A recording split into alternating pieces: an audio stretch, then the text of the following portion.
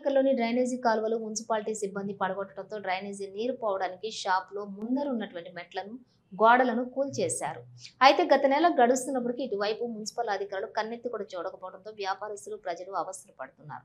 షాపులకు వెళ్లాలంటేనే నానా అవస్థలు తప్పడం లేదు. షాపుల్లో నుంచి కాలు జారి కాలువలో పడిపోవాల్సిన పరిస్థితి నెలకొందని, గత నెల నుంచి చాలా అవస్థలు పడుతున్నామని, వ్యాపారాలు కూడా జరగటం లేదని, కనీసం సలీంనగర్లో ఇలా ఉంటే కనీసం మున్సిపల్ అధికారులు పట్టించుకోవడం లేదని, చాలా బాధాకరమని, రోడ్డుపైన డ్రైనేజీ కుప్పలు షాపుల్లోకి వెళ్లాలంటే అవసరం పడుతున్నామని మున్సిపల్ అధికారులు స్పందించి మా యొక్క సమస్యలను పరిష్కారం చేయాలని ప్రజానీకం ఆవేదన వ్యక్తం చేస్తున్నారు.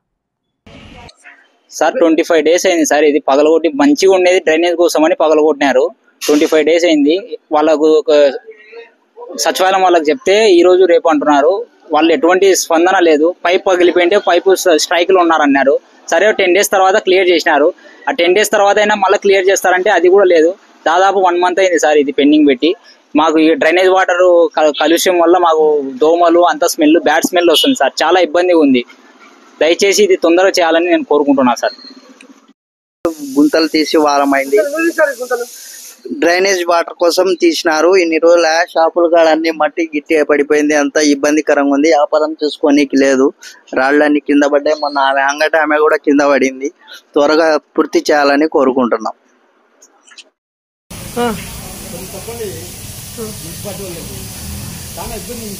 ఎన్ని రోజులే నెల అవుతుంది సార్. వ్యాపారాలు లేవు. ఎవడొస్తాడు ఇటు చూస్తే అటు పోతాడు. ఇక్కడ చూస్తే వేస్తాం అంటున్నారు. చెప్పండి సార్. హలో, నంద్యాల న్యూస్ 10 మీ చుట్టూ జరిగే సంఘటనల్ని మా దృష్టికి తీసుకురావాలి అనుకుంటున్నారా? అయితే ఇంకా ఆలస్యం ఎందుకు? మా వాట్సాప్ నెంబర్ 9849700865కి సమాచారాన్ని ఎప్పటికప్పుడు పంపించండి. మా నంద్యాల న్యూస్ 10 ద్వారా మీ సమస్య పరిష్కరించుకోవడానికి ముందడుగు వేయండి.